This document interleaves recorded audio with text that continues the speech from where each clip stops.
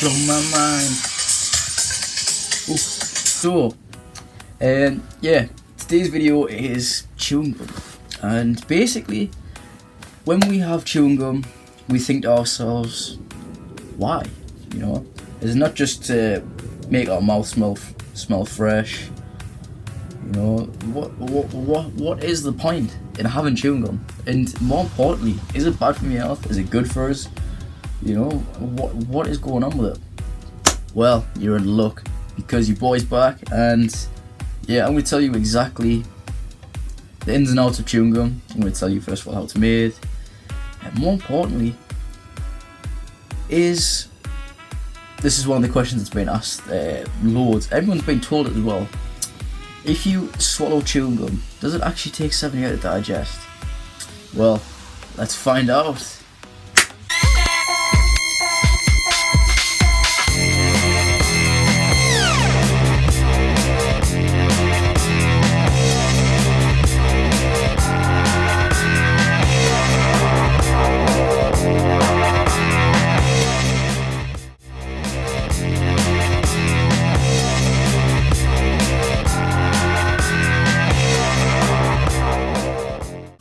Alright, so what is chewing gum?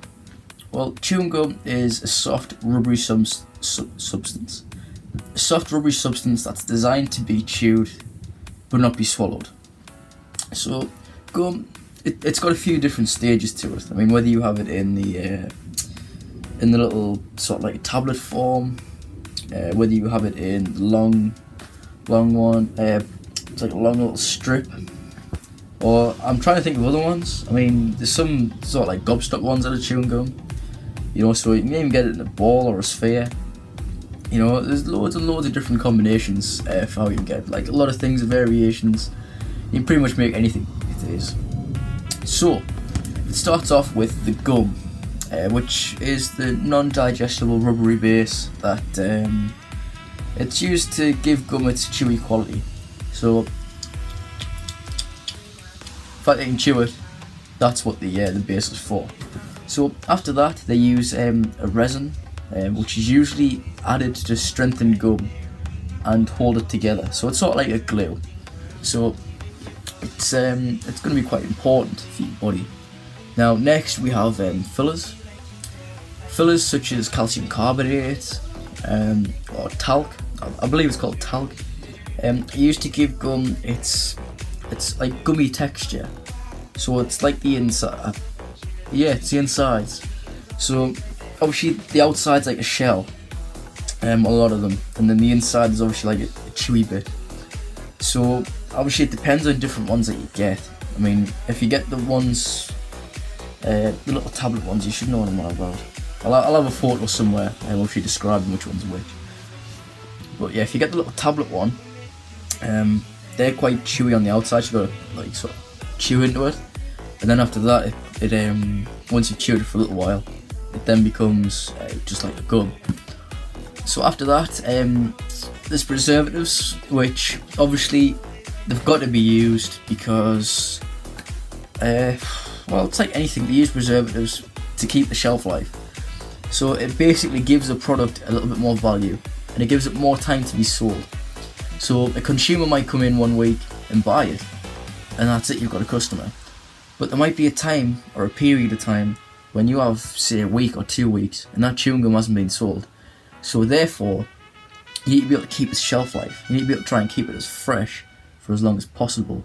Therefore, when the consumer decides to come round after that little rough, like I say a rough patch, after a dry patch, therefore that customer is getting exactly what it needs.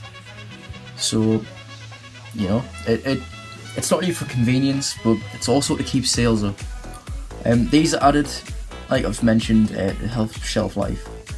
But the most popular choice of an organic compound used as preservatives is called, now I'm probably going to butcher this, but it's called biolated hydroxytulants, I think it's called, or BHT. That's obviously used to help preserve it, to keep it, you know, fresh for longer. So when people like me and you go to the shop and we're like, you know what, I fancy some chewing gum, You pick the chewing gum up, whether it's at the petrol station, whether it's at a normal supermarket, or whether it's just out and about, you know, and you pick it up and that's it. It's there, it's convenient, and it's been preserved. So now we move into softeners. Now these are used to retain the moisture and prevent the gum from just like going hard in your mouth. So the fact is, like this. The fact is, you can move it around your mouth. You can do whatever you want to do with it. I mean, put it behind your ear for all I care. But basically, you can do anything like that you want to do, and that's what the softeners help. So it's not just going to stick to the side of your gum when you start chewing it, and then you've got to try and, you know, get your fingers and your hands and everything in there to get it out. Especially if it went in your teeth, that's not going to end very well. So yeah, it's the sort of, you know, so it's easier to dispose of in a sense. Next one is sweeteners. So most popular ones include cane sugar, beet sugar, and corn syrup. Sugar-free gums use alcohols like I think it's called xylitol, or artificial sweeteners like aspartame, which is actually used in Diet Coke. And well, there's a lot of things about it that's said to be quite bad or quite controversial, things such as headaches or the health related issues. But I'm going to do a video on that actually, because I've always been intrigued to why buying full fat Coca-Cola would be better than buying Diet Coke, and why it's just a gimmick. So I'm going to be making a video about that in the near future as well, so that's something to look out for as well. But yeah, moving on, but that's just that's about the sweeteners. So now moving into flavouring and added to give the desired flavour. For example, if you want beetroot, they'll put a beetroot flavour in. You know, it probably will be vile, because beetroot on its own, like, it's just an earthy, groundy sort of taste. It's supposed to be good for you though. It's supposed to be good for stamina as well. So if there's any keen runners or people who, you know, want stamina or want to get it improved and also have something that's quite healthy as well, then yeah, beetroot's you want. But you know, that was just an example. But you know, this is why you get chewing gum that's like spearmint. You get it where it's like, you know, peppermint, etc. Because it gives it an acquired taste, and it stops it from just tasting like rubbery gum, essentially. You know, so it keeps you interested as well. So now we've moved into all of the, you know, what is chewing gum. Now let's move on to the good, the bad, and the downright ugly. All right, so we've had the extent of what it is. We've got an idea a little bit. If people are still confused or a little bit like, that's completely fine. You know, I don't expect everyone to be able to get it straight away. But that was just a little brief in view. That was just a little brief, you know, sort of insight to what chewing gum is, essentially what you're putting into your mouth. So now we've looked at that, let's look at the benefits to why you'd want to chew chewing gum for. Now, number one is of course its dental health benefits. So yeah, these, you know, them pearly whites, them gnashes, you know, whatever you want to call them, whatever you know them by, but your teeth, they're important. So we need to look after them. We need to make sure that they're brushed, we need to make sure they're clean. You know, we need to make sure we go to the dentist and get checkups. I mean, I went to the dentist for the first time, first time ever, about 3-4 weeks ago. And yeah, I mean, I'm 21 next month. Not even next month, in a couple of weeks' time. So yeah, I think my teeth's always been good. But, you know, some people aren't as lucky, some people, you know, etc, etc. Anyway, because I'm starting to move on a bit from where I should be. But yeah, chewing gum, sugarless chewing gum increases the flow of saliva. So therefore, which in turn washes away any food that's sort of stuck in your gums, stuck in your teeth, and also neutralizes acids produced by bacteria in the mouth, thus helping to increase the calcium and the phosphate in your mouth, which strengthens your tooth enamel. So therefore, keeps your teeth nice, clean, and to somewhat extent healthy. So yeah, that's quite an interesting fact. But it gets better and it gets worse at the same time. So obviously, after we've done the good, it comes on to the bad and the ugly. And yeah, there's also a couple of things here and there that you may not have thought of, or you may be shocked to hear. But the next one is it actually increases your reaction time and your alertness. So yeah, chewing gum has got a good place. It will help to increase your, how fast you respond to something, to your reaction time. So the positive effects of chewing gum don't simply fall upon or relate to dental health. They also move into brain function and stimulation. So obviously chewing gum stimulates the prenotor cortex of your brain, which contributes to body movement and also reactions. So a team of scientists in Japan have came up with the conclusion that chewing gum it improves the human reaction time by up to 7%, or about 36 milliseconds. Now that doesn't sound like anything. That sounds like milliseconds is less than seconds, so what good is it? However, that's just one study, so I imagine it can go a little bit further than that. Obviously it depends on the human, the human who's being tested. It depends on the person. So for some people it might stimulate more, for some people it might be less. But it's going to improve your reaction time, it's going to make you feel alert. So sort of like what coffee does, in a sense, that it stimulates your body and it improves reaction time. But this may not work for every single person. Like I've mentioned in the can coffee help you with your workout? It can to some extent, and it can't to some extent as well. But it's all down to the person, who is actually taking this. Because everyone is, as much as we're all the same, we also have different needs. And it's these needs, or these parts of us that make us, that separate us, that can decipher whether something is healthy or something is not healthy for a different individual. So that's why we've got different food products, that's why I've got gluten free, that's why I've got different diets, etc, etc. You can sort of see where I'm going with that. So yeah, it can increase your alertness and your reaction time. So the next time you go to the gym, or the next time you're getting ready for something and you need to feel a little bit alert, you want that little extra psychological edge, you can smash the coffee, and you can also smash some chewing gum. Ideally I wouldn't smash chewing gum, but because you'll find out later on why you shouldn't sort of have too much chewing gum, and also why you shouldn't sort of swallow it either. So that was that's a good conclusion to that one. But now we move into number 3, which is also about helping with heartburn. So yes, number 3 is heartburn. Now chewing gum is recognised as a good help for heartburn relief. Now researchers have discovered that the extra saliva that's produced by chewing gum, which I mentioned in number 1, is basically it seems to neutralise the digestive acid inside the stomach, which therefore it stops heartburn. Because what heartburn is digestive acids that go into the esophagus, and they also, basically that's the top and bottom of it. Obviously there's a lot more of why it happens and etc, but this is a relief.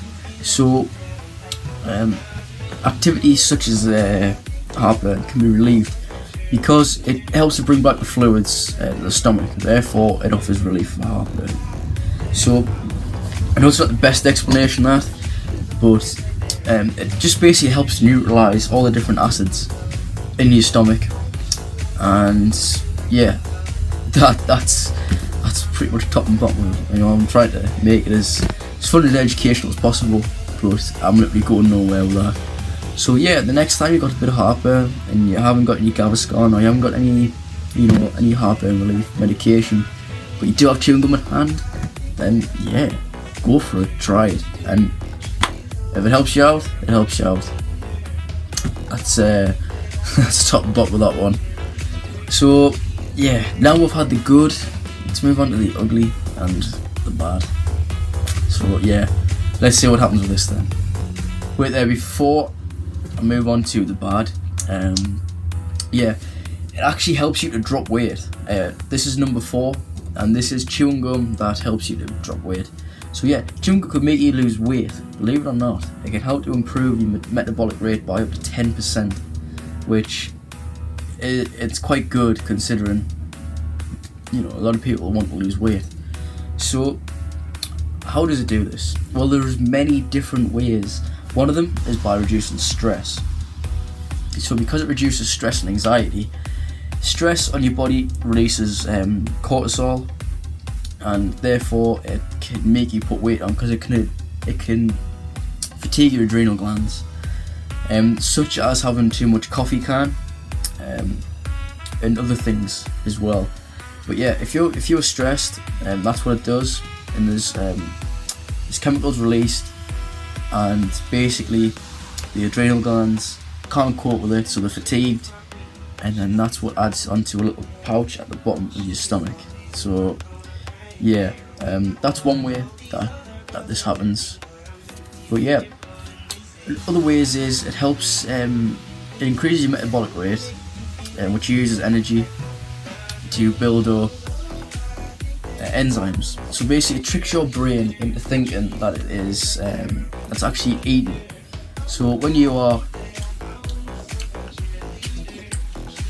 with the chewing gum, what your body is doing is, it's because it's always been trained that when you start chewing, it's expecting to swallow, and then it goes into your stomach and it gets broken down, and then it goes where it needs to. So obviously if you're chewing and there's nothing going down there, your stomach's, well, your body still feels full, and it still feels as if it's had food, so therefore you are not going to overeat. But a lot of the time, if you're hungry all the time, I say this to loads of people because they're always either hungry and they don't understand why. So one of the best, or one of the most known tricks or tips is your body can't decipher whether you are actually hungry or thirsty. So obviously, because your body can't do this, you automatically assume that you are hungry. So therefore you will eat food, and then you are still hungry, so therefore you will eat more food, and it's a vicious cycle, to the point where you're full, but you've eaten over your calories, you've eaten over your fat, you've eaten over your saturates, you've eaten over your sugar, and that's when you start to put the weight on, especially if it's done over time continuously. And even worse when there's no exercise, and even worse when it's the type of food that you're eating as well. So having too many carbohydrates in your diet can make you want to be hungry a lot. Having too much sugar in your diet can make you quite hungry as well. So yeah, these two things are not going to help you. So people want snacks. What's crisps got in them? Lots of carbs. It's got quite a bit of fat in some of them, I'll give it that. But you know what, it's got, you know, carbs in, but the simple carbs as well. So therefore, you sort of got a bit of energy for a while, and then it goes down. Instead of it being like complex carbohydrate, which is like that, so your insulin doesn't spike, thus making you crash. When you crash on insulin, that's when you start to feel really fatigued and really like low, and that's why, say if you have a Rockstar energy drink or a Monster energy drink, you have that, you know, you're buzzing for 10 seconds or an hour, and after that you start to feel low because the insulin spikes. Then you think, do you know what, I'm gonna have another energy drink. You have another energy drink, oh, you know, you're buzzing again, and then you crash again, and so on and so forth.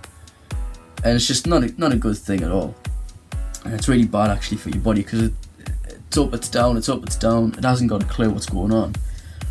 So yeah, it helps to keep your body in check, and it helps you to lose weight by tricking your body into thinking it's eating. And yeah, so obviously there's water as well. So if you are hungry and you've just eaten, go for some water. You know, have a glass of water. If it sorts the job, that's excellent. That means that you were thirsty. If say you've drank it and you still feel thirsty or hungry because you don't know, then have another one. But you can always tell if you're dehydrated by the colour of your urine. So the colour of your wee, if it's sort of like see-through like water is, then you are hydrated and you should be excellent, you're good to go. However, if it starts to go yellow or sort of like lager, like really like an orangey colour, then you need to get yourself a glass of water. And if the further, like the darker the colour, the more you need water. So the more water you'll need to drink to get it to go back to sort of, you know, translucent. So yeah, that's a couple of fun tips there that add into the final good. So now let's move on to the bad and the ugly. So now we've had the good part and the bad part. Well, no, we haven't had the bad part yet. What am I on about? But yeah, well, let's get into number one. So number one is dental health. So I've mentioned dental health before in a good way, in a good manner. But now, if you have too much chewing gum, especially if it's sugar-free, then it can actually cause harm to your teeth because it leads to cavities and tooth decay. So yeah, obviously I've mentioned before, it can be good for you because it's good for your body and etc. If you have sugar-free. If you have non-sugar-free, which is just basically sugary chewing gum, which a lot of kids' chewing gum is these days. I think Hubba Bubba is. I think it might be. Yeah, I think it is. But if you have chewing gum that is not sugar-free, then you are going to lead to tooth decay. To be fair with you, it's like sugar in general. You know, if you have too much sugar, it's going to lead to cavities. It's going to lead to tooth decay, and also it's going to turn to fat as well. But you're not exactly eating it. You're not swallowing it, and it's not going to be digested. So on that front, you should be okay in terms of making you put weight on. But in terms of your teeth health, your dental health, it's probably best that you don't have too much and you just try to go for the sugar-free if possible. So the next one, number two, is stomach issues. Now, again, I've mentioned it can be good for stuff like heartburn, but it can also be bad in large doses, just like anything is bad for you in large doses. So, continuous chewing of gum can lead to increased stress levels to your stomach and intestines. Now, after your meals, just like your body itself, your stomach needs time to rest. It needs time to, get itself neutralized again and get itself in good balance, ready for when you need to eat again or ready for the next meal. So it can break it down with ease. Obviously, if it's up and down all the time, it's not getting rest. If it's not getting rested, then it sort of falls out of sync. Not only that, but the constant swallowing and chewing of saliva going up and down interferes with the rest. Now, stomach issues can appear in those situations. Stuff like irritation, aches, and aggravated gastritis. So yeah, gastritis is not very good. I've had it before, and it's basically where you burp and you fart a lot, basically, and also your stomach. It literally feels like it's going to burst open. It's not a very nice feeling at all. It's where you've got too much gas and you can't release it. That type of feeling, not very nice at all. So now those are the worst things that I've found. There's not very many, which is a plus. It's always a plus. But now for the little bit of an extra. So almost everyone has heard that if you swallow a piece of gum, it'll take 7 years to digest. Now, here's the fun part. Believe it or not, that's not true. And actually, chewing gum is made of natural or synthetic materials, which I've mentioned before, like gum resin, preservatives, flavourings, and also sweeteners. The body can absorb sweeteners such as sugar, and they can add up to a lot of calories if you chew a lot of sugary gum. So actually, yes, they can make you put weight on. I was saying before that they couldn't. Scratch that, they can. But yeah, the human body's digestive tract, it can't digest the gum's resin. So the resin, obviously, like I mentioned before, I'm pretty sure the resin was to do with the making it the way it was. I've totally forgot. But I will I'll keep going with the story as well. So yeah, it can't be digested. So therefore, because it can't be digested, it's going to go through your intestines and out through your bum when you go for a poo, essentially. So when you do go to the toilet and you go for number 2, that's what's going to happen. So it's going to be pooed out. So you don't have to worry about it as much. But you shouldn't chew it, because you shouldn't swallow it even. Well, saying that, it's fine. You can swallow it, I suppose, if you want. It's not meant to be swallowed. And I imagine there could be some sort of problems you could get by doing it, but as far as I'm aware, if it does end up happening, you know, say you swallowed it by accident, or you know, you went to go and take a glass of water and you swallowed it, you're fine. You're going to be completely fine. You're not going to die. It's going to take 7 years to get digested. It's going to be okay. But just don't swallow it every single time you eat it. If it's a slip up, or it's happened once or twice, you know, because mistakes happen, then you will be fine. But yeah, that, my friends, is the end of the video. So yeah, we've learned about chewing gum. We've learned the good, the bad, the ugly, and we've also learned what it is. So yeah, now you've found out what chewing gum is, and yeah, all I can say is I'll see you guys next time for the next video. Adios.